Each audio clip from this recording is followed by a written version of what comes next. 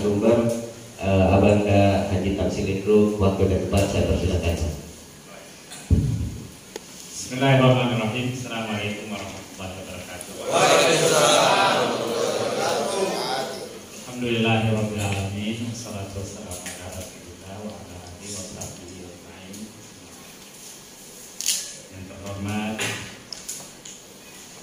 Presiden Persaudaraan Pekerja Muslim Indonesia. Ada presiden, harus presiden yang pertama. Kemarin saya minta maaf Panglima karena ada presiden, saya bilang Panglima belakangan.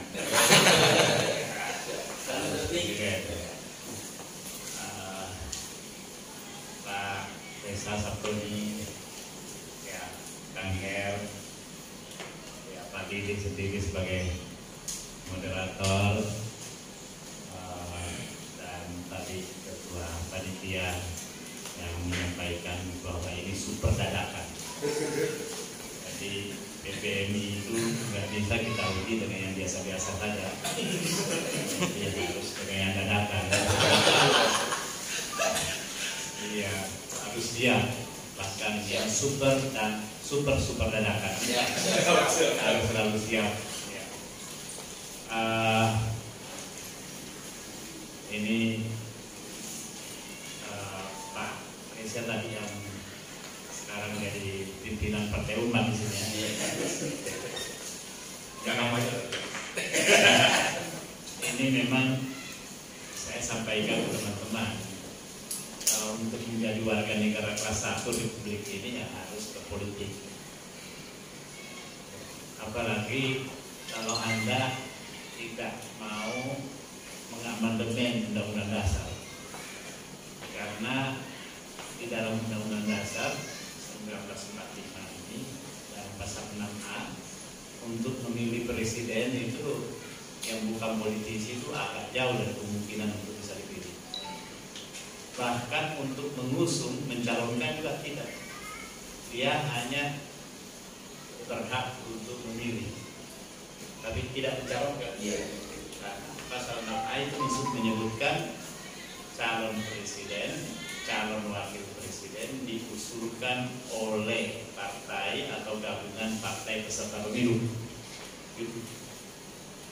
Itu sampai di situ saja sebenarnya sudah bermasalah, karena berarti di Republik ini ada warga negara kelas 1 dan ada yang kelas 2. Karena apa? Karena ada warga negara yang tidak mempunyai hak untuk mencalonkan, apalagi untuk dicalonkan. Itu baru sampai pada Undang-Undang Dasar Negara Republik Indonesia 1945, yaitu yang sudah diamandemen. Nah, belum lagi kita berbicara tentang Undang-Undang Nomor 7 Tahun 2017 yang menyebutkan bahwa presiden, calon presiden dan calon wakil presiden itu ada parliamentary threshold, ada presidensial threshold, ada ambang batas pencalonan. Jadi seseorang itu nanti bisa dimasukkan sebagai daftar calon apabila dia didukung oleh partai atau gabungan partai yang setelah dijumlah perolehan suaranya itu mencapai 20% secara nasional, atau kursinya mencapai 25% perolehan kursi. Nah, jadi partai yang perolehannya di bawah itu harus bergabung dengan partai lain. Berarti sudah berbeda dengan pasal 6A tadi ini di dalam Undang-Undang Dasar. Karena Undang-Undang Dasar tidak mengatakan 20% atau 25%. Apakah orang yang membuat Undang-Undang Dasar tadi ini tidak mengerti masalah sehingga dia tidak memasukkan itu? Ternyata setelah kita bertanya kepada pelaku sejarah, memang seperti itu yang dia inginkan. Cukup diusulkan oleh partai atau gabungan partai peserta pemilu, berapapun perolehan suaranya tidak masalah. 0, silakan, berhak untuk mencalonkan karena dia sudah menjadi peserta pemilu. ternyata tidak demikian halnya. Karena itu dalam pemilu-pemilu yang kita laksanakan semenjak reformasi ini sudah berubah. Meskipun awalnya ambang batasnya tidak sebesar sekarang. Nah, ternyata ambang batas yang sudah besar ini karena sahwah politik para politisi, dia menghimpun partai yang begitu banyak sehingga lawan tidak memungkinkan untuk menentukan calon yang ideal. Terjadilah seperti sekarang ini. Ya. Ada 7 partai yang berkoalisi untuk memberikan dukungan pada pemerintahan yang eksis sekarang. Itu jumlahnya 82% dari suara sah nasional di situ. Dan saya kira 83% dari jumlah kursi secara nasional. Berarti yang tersisa tinggal berapa? 17 sampai 18%. Berarti tidak memenuhi syarat untuk mencalonkan nanti. Tidak memenuhi syarat untuk mencalonkan. Jadi 2 partai ini hanya menjadi penonton, tidak bisa mencalonkan nanti. Dan nanti juga akan terkena pelanggaran pasal undang-undang kalau dia tidak mengajukan calon. Padahal dia tidak bisa mencalonkan. Jadi artinya hanya bisa mengusung calon yang sudah diusung oleh 7 partai tadi itu. 7 partai ini ya mungkin sudah membuat persekongkolan. Ya kita buat 2 calon, tapi yang menang nanti harus mengakomodir calonnya yang satu ini. Diakomodirnya di mana? Ya tidak mungkin jadi wakil presiden karena itu juga sudah dilangsung di mana ya, bisa menteri pertahanan, bisa Menko, bisa pariwisata dan lain-lain ya. Yang penting selain menteri harus ada hak-hak dalam mengelola APBN juga. Karena itu pada saat dia menjadi menteri pertahanan maka persenjataan harus dibeli dalam jumlah banyak di bawah kewenangan dia. Kalau bisa ibu kota dipindahkan dan di tempat tanahnya dia ibu kota itu. Itu mantap itu kalau gitu kan. Maka rakyat semakin menderita, para pekerja semakin susah, UMR gajinya tidak akan semakin jauh dari itu. Karena itu apa yang harus kita lakukan? Ya, harus yang mendasar. Yang mendasar apa? Kita mesti mengamandemen undang-undang dasar. Banyak teman-teman yang sudah bertanya, janganlah, ini bukan momennya. Ini sekarang lagi pandemi. Atau janganlah, nanti kotak Pandora terbuka, ntar kemana-mana ini perubahan. Saya kira itu menakut-nakuti aja. Kita kapan mau memperbaikinya kalau selalu membuat alasan seperti itu? Dan saya kira mulai sekarang sudah harus kita bergerak untuk memperbaiki itu. Dan PPNI harus berada di garis terdepan. Ya. Karena PPNI ini adalah salah satu organisasi yang bekerja yang sangat disegani sekarang. Berita-berita online hampir setiap saat begitu kita membuka ada berita tentang PPNI. Ya mungkin di mainstream karena masih dimiliki oleh mereka yang ya oligarki ya belum. Tapi suatu saat dia juga akan tidak bisa kemana karena sekarang ini media mainstream itu ternyata jauh di bawah media online. Ya. Pembacanya atau penontonnya jauh di bawah media online. Satu orang saja media online itu ada yang mencapai ratusan juta, ya. Seperti Refli Harun ya. Itu 1,7 yang lain, tapi yang view-nya itu hampir 200. Ya. Begitu pula Rocky Gerung, Sugono Artas, Sugono Arif. Ya, itu. Nah, itu saya kira. Bagaimana caranya kalau terkait dengan presidensial threshold? Kalau terkait dengan presidensial threshold, ini DPD agak berbeda dengan DPR. DPR sudah berada pada wilayah nyaman. Dia tidak mau ada perubahan. Nah, kecuali beberapa orang partai, diantaranya Demokrat dengan PKS ingin ada perubahan. Tapi saya kira nanti kita akan dekat. Apalagi ada beberapa sekarang partai baru yang akan ikut menjadi peserta pemilu, ada Partai Umat. Ini saya kira udah mulai merapat ke situ juga supaya mendapatkan dukungan. Garbi punya partai sekarang. Gelora, partainya Partai Gelora. Ya. Ada Partai Masumi, ada PDRI, ada Partai Pelita, ada Partai UKM. Banyak. Nah, cuman saya berharap dan meminta kepada partai-partai yang ada ini supaya ada konsolidasi, biar masing-masing mendeklarasikan partai tetapi tetap bersatu mengusung suatu arah baru gerakan Indonesia.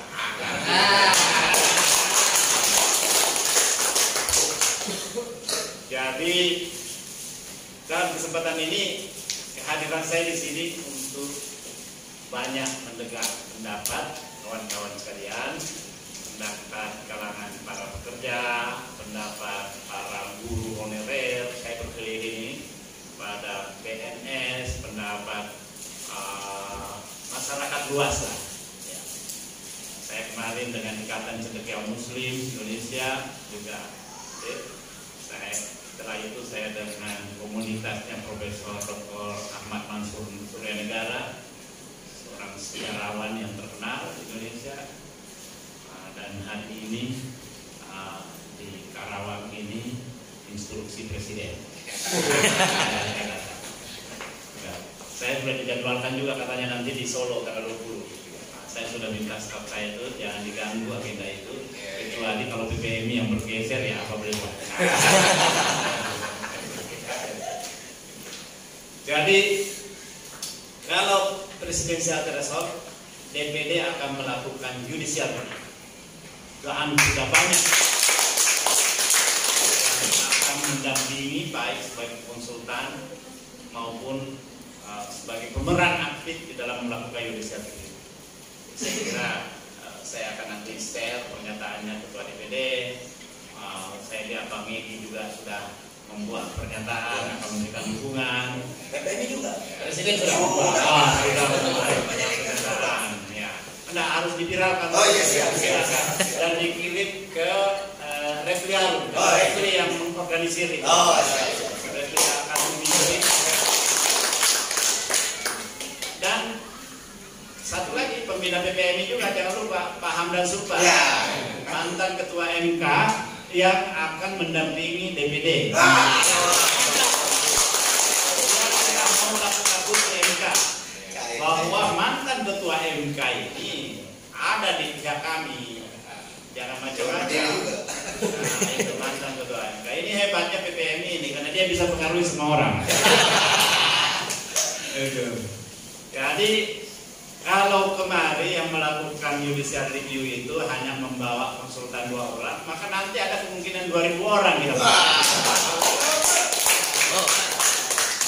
Apalagi kalau datang juga para supporternya yang lain, wah.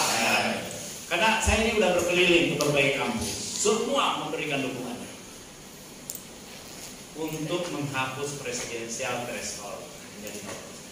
Bahkan ada suara yang menginginkan pencalonan presiden itu secara independen, perorangan, tidak harus partai. Ada juga yang bersuara dicalonkan oleh DPD, karena DPD juga punya hak mestinya. Karena dulu waktu putusan daerah itu berhak, dia mencalonkan juga. Ini nanti kita akan lihat. Tapi saya menyampaikan kepada teman-teman di DPD, kita ini berjuang menyuarakan kepentingan umum. Karena tujuan kita ini sama dengan DPD, mencerdaskan kehidupan bangsa dan mensejahterakan para pekerja, mensejahterakan masyarakat umum. Itu yang kita mau lakukan. Karena itu kami membelakangkan segala hal yang berkaitan dengan kepentingan kelompok dan kepentingan pribadi di DPD. Memang DPD ingin ada penguatan kelembagaan, tapi saya yakin kalau presiden yang baru nanti terpilih dengan sistem pemilihan yang demokratis, saya yakin presiden yang menyamai aspirasi yang dikehendaki oleh gerakan-gerakan seperti gerakan pekerja ini untuk menghapus undang-undang Omnibus Law, pasti mereka yang terpilih. Dan sudah banyak calon yang kita temui yang menjanjikan bahwa pertama kali yang akan dilakukan kalau mereka menjadi presiden, kalau dia menjadi presiden, pertama akan membebaskan seluruh tahanan politik. Yang kedua akan mencabut semua undang-undang yang tidak mensejahterakan rakyat. Yang pertama undang-undang Omnibus Law akan dicabut. Yang kedua adalah undang-undang Minerba. Karena undang-undang Minerba ini kalau tidak dipaksakan kemarin untuk loloskan itu, maka usaha-usaha tambang yang dikuasai oleh segelintir orang ini itu sudah dikembalikan ke negara di sini. Negara kemudian bisa mengikutkan kembali dia, tapi dia tidak lagi menduduki posisi mayoritas. Mungkin menjadi pemegang saham ya, tapi pasti harus di bawah 50%. Selebihnya negara yang memiliki itu. Dan seketika itu juga maka sumber penerimaan negara sangat terbuka untuk mendapatkan ratusan triliun per tahun. Pajak saja juga bisa mencapai mendekati 100 triliun. Dan kita punya sumber daya alam itu luar biasa. Minerba kita ini luar biasa. Cuma dikuasai oleh segelintir orang dan disiasati sedemikian rupa sehingga bukan saja mendapatkan keuntungan, bahkan pajak pun mereka lalaikan. Jadi inilah masalah-masalah yang kita hadapi. Makanya sebagai organisasi Islam, saya yakin saudara-saudara semua tentu mengetahui sejarah Umar bin Abdul Aziz. Umar bin Abdul Aziz itu cuma memerintah 2 tahun 5 bulan 15 hari, tapi dia sudah bisa mensejahterakan seluruh warga masyarakat dalam wilayah pimpinannya yang jumlah penduduknya, jumlah luas wilayahnya melampaui luas wilayah Indonesia. Ya, karena waktu itu Yaman, masuk Arab Saudi, masuk Mesir, masuk Syria itu dalam pemerintahan waktu itu. Luar biasa luasnya itu. Tapi dalam waktu 2 tahun, 5 bulan, 15 hari, ya, seorang pemimpin yang saya kira belum ada yang mencatatnya dalam sejarah kepemimpinan di dunia ini kecuali dengan beliau.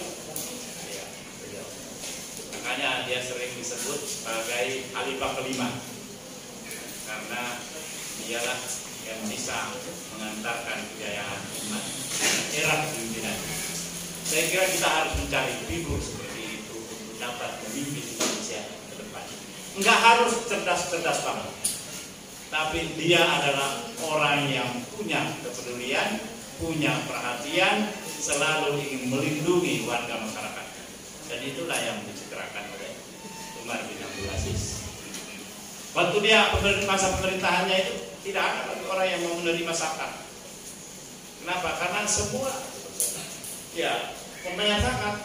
Bahkan ada yang satu penduduk didatangi ke rumahnya karena dilihat rumahnya sangat sederhana, dianggaplah ini orang berhak untuk menerima zakat.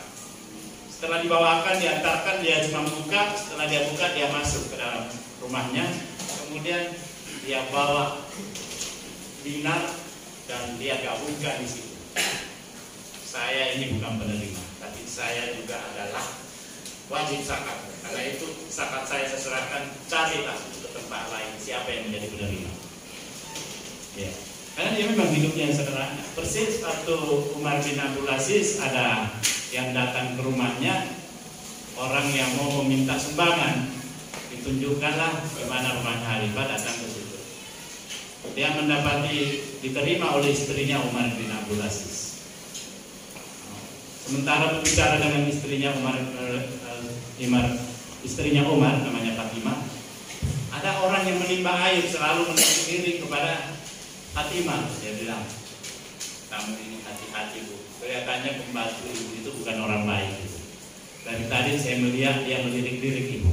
Padahal ini yang melirik ini Umar bin Abdul Aziz, suaminya, yang kerja menimba air sendiri. Terus ditanya, apa keperluanmu di sini? Tidak jadi saya sampaikan. Setelah dia mengatakan bahwa itu bukan orang lain, bukan pembantu saya, itu suami saya. Tidak jadi minta sumbangan. Rupanya kehidupannya ini orang seperti ini. Saya mau pamit pulang. Kenapa? Sampaikan saja keperluanmu. Rumah saya itu rubuh. Saya ingin perbaiki. Saya bermaksud meminta bantuan kepada Khalifah. Ya, udah pulanglah kamu. Khalifah menulis surat, sampaikan ini kepada gubernur. Sampai gubernur bergegas memperbaiki itu rumah. Nah, tetapi waktu sampai ke gubernur itu surat, gubernur menyampaikan, surat yang kau hantarkan ke saya ini sekedar disampaikan kepada Anda bahwa yang menulis surat ini baru saja meninggal. Tetapi perintahnya tetap saya laksanakan. Saya akan perbaiki rumah. Jadi nggak usah meminta perpanjangan kalau sudah dapat sekian tahun, tapi Anda belum bisa juga mensejahterakan rakyat. Malah fikihnya itu bukan diperpanjang, di stop sebelum selesai. Nah, itu fikih Islam. Kalau ada orang yang bohongnya terlalu banyak, janji-janjinya janji palsu, dia itu pemimpin, dia pemimpin yang tidak boleh meneruskan kepemimpinannya. Harus diakhiri. Cuma PPM ini belum berani untuk meminta supaya dia berakhir. Itu masalahnya. Saya yang di DPD sudah menulis, sudahlah Bapak Presiden. Ada buku saya itu, ya. Coba bukunya ada, coba dibagikan sejumlahnya, nanti saya kirim ke Presiden kalau ada kekurangannya. Karena kemarin bawa dan habis terbagi terus, tapi masih ada habis. Saya minta nanti dibagi kepada teman-teman, terutama kepada narasumber dulu, yang lain kalau nggak cukup, kan saya akan kirim. Nanti minta alamat sekretariat, saya suruh hantarkan atau di Gojek. Saya kira itu saja dari saya. Saya lebih banyak ingin mendengar dari Kang Her dan dari Pak Rita, juga dengan Presiden. Kalau dengan Presiden sih udah instruksi aja. Kita ada di mana disuruh ke sini ya ke sini lagi. Gitu lah. Baiklah, saya kira itu saya sampaikan tadi karena saya bilang ke Pak Ketua DPD Pak Anyala, saya mau wakil di sini, dia titip salam kepada teman-teman semuanya. Beliau ini sangat konsen juga untuk ini, dan beliau menyatakan pokoknya saya ingin tunjukkan bahwa ini kita serius, dan saya pun siap untuk mencalonkan diri jadi presiden. Untuk membuktikan kepada presiden yang ada sekarang ini bahwa saya tidak akan beri ruang untuk maju 3 periode. Karena saya mau maju kalau tidak ada yang lain nanti yang mau maju. Juga kita tidak akan beri ruang kepada dia untuk menambah masa jabatannya selama 3 tahun perpanjangan. Itu semua mengkhianati demokrasi. Apapun alasannya katanya karena pandemi. Dan ini lagi dibujuk-bujuk anggota dewan karena sama-sama menikmati. Nah, kalau presiden bertambah 3 tahun, DPR juga bertambah 3 tahun, DPD juga bertambah 3 tahun. Jadi ini memang godaan yang cukup luar biasa. Tapi saya bersama 135 anggota DPD lainnya, kita semuanya 136, itu berkomitmen 2 hal ini standingnya jelas, DPD tidak akan menentu. Saya kira demikian. Terima kasih. Wabillahi taufiq wal hidayah. Assalamualaikum warahmatullahi wabarakatuh.